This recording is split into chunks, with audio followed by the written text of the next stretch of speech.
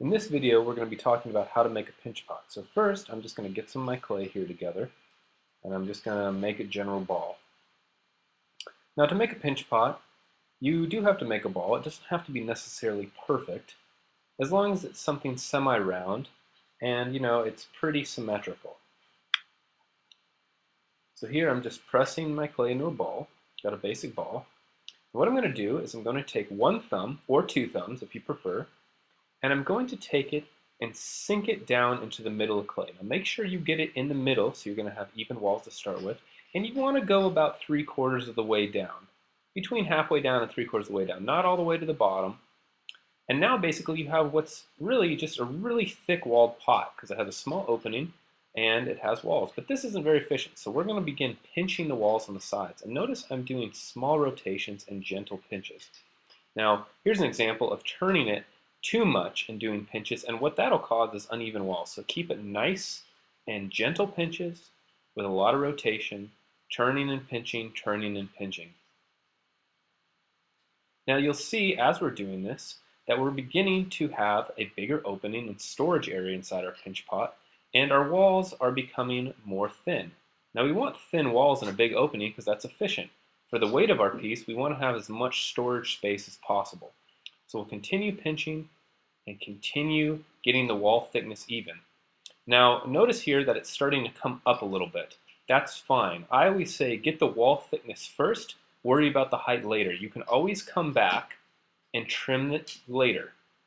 But make sure you get the wall thickness consistent, because that's something that's kind of hard to adjust. So don't worry about if one side's lopsided or sticking up more than the other, but just make sure everywhere is thick. Now, if you hit a thin spot, don't pinch it anymore. It's just like rolling a coil. If we ever get thin spots, we leave that spot alone, and we continue pinching all the thick spots until we have a nice consistent wall. Now, if we look at the wall, see how it's sticking up like that? We can try to hit it down with our finger, and for little bumps that usually works, but that one's so big that it's really not worth working with. You can cut it off with a pin tool, or you can just rip it off. But before you do so, make sure your walls are even, your base is the way you want it, and really the overall thickness and consistency is good, because once you cut it, if you realize that, oh, you need to pinch it more, now you might have screwed up your pot even more. So now I got a pretty good idea of what it looks like. Now I'm putting it on the table. You have the option of tapping the bottom so it sits flat, or you can keep it round depending on the style and shape of the pot that you want. So what I'm going to do here is I'm just starting to tear off that excess. Now I recommend you do this with a pin tool because it's cleaner, but just for the sake of this, and I didn't have a pin tool with me, I'm just going to go ahead and tear it off. But a pin tool will get you a much nicer and clean cut. And now I'm going to go ahead and tap the rim a little bit, and sometimes I like to tap it on the table. Make sure the surface is nice and even. You can flip it upside down and look at it too and see if it is level, because we're really going for a level pot here. I'm going over it a few more times, looking at it, just making sure there's no thick spots during the transition from the base to the walls, making sure everything is nice and even, as smooth as possible. You can always come back later and we can touch it up and smooth it out with a sponge or a rib. But we're going to stick with that basic structure. So I'm going to set it there to the side. And now we're going to talk about how to roll a little coil in order to make a foot ring. So since the first time we've talked about coils, coil is basically a snake-like piece of clay. And what I'm doing here is I'm just squeezing out the clay to make it as snake-like as I can before I begin rolling it.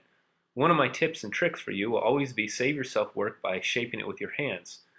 So now that I have it on the table, I'm going to get my clay out of the way, give myself a good surface to roll my coil on.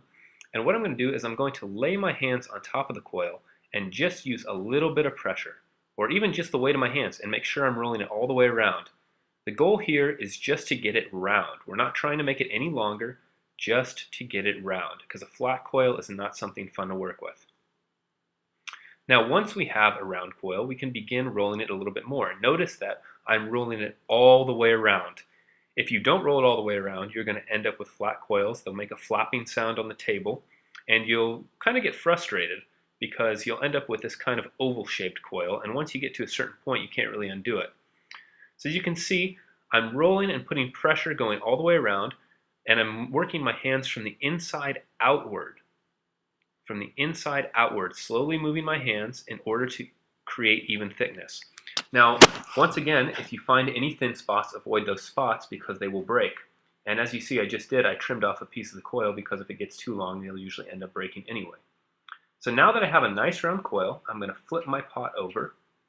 I'm going to set it down on the table, and I'm going to kind of prep the surface for where I want to attach it. So remember, we have to score and slip, and here, once again, because I don't have a tool, I'm just doing a very bad job of using my finger. And remember, the idea of scoring is to create a textured surface so that, like Velcro, the pieces of the clay can interlock and really grab onto each other. Flat surfaces do tend to stick, but they can shift, and the idea that there's liquid slip between them can make them slide. So really creating those Velcro-like fingers really allows the clay surfaces to mash together. So likewise, we need to create texture on the other side, which is the coil. And yes, it is a tedious task. It takes time, but it is worth doing because it'll guarantee that you get a nice solid connection. And I know from experience that I'm not going to need that much coil, so I went ahead and cut off what I needed. You can pre-measure it before you do it if you like. And I'm just going to lay out and see, where do I want this coil base? Now, you do have the option of making a thicker or thinner base. That's totally up to you. And you can shape it, you could square it out, you could make it flat, you could keep it round, whatever you want to do. But I just want to make sure, just with it just gently stuck on there, that it'll sit the way I want it to sit. And you can go ahead and score and slip that on there when you're ready. And likewise, if you have leftover coils, you want to make more, I'm just showing you a little demonstration of all the other things you can do with coils. You can make a nice little teacup handle like that, or you can make a half moon handle. You could do all kinds of stuff. So coils are going to be your friend in the future, not just for structure, but also for designs. And from there, it's really just cleaning it up, texturizing it, and getting it ready to fire. And that's how you make a pinch pot.